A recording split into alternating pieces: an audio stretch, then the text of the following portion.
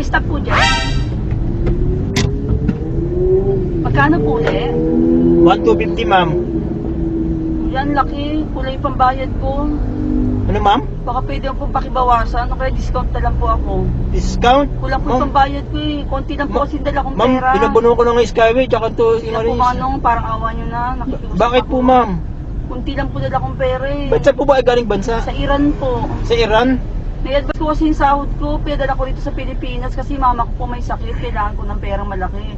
Eh ngayon po wala akong naiuwi. Sige na po. Eh, 500 lang po kaya ko eh. Seryoso po yan ma'am? Opo, 500 lang po kaya ko. Pero may idadagdag po ako. Sige po, kung sa 1,250, 500, sige Hindi, po. dadagdag ako lang po ng dilata. May mga dilata po kasi akong dala. Okay lang po ba? Sige po, okay lang, sige kung ano. Salamat po ba no? Oo.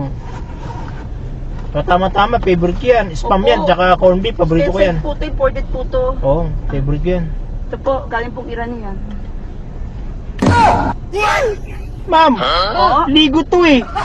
Dito lang sa Pilipinas ginagawa Imported to po eh. yan. Hindi po, tignan niyo po, made in Iran yan. Masarap po yan. Imported po to? Opo. Sigurado po kayo ha? Tesay po yan. Stateside to. Opo, salamat po Manong ha. Yung pula po masarap. Yung pula. Opo, wag mo na lutuin. Kainin mo na ng hilaw. Thank you po Sige po Manong ha. ma'am, salamat po. Hilaw, kakainin ko, salamat po ha. Sausaw sa tinapay.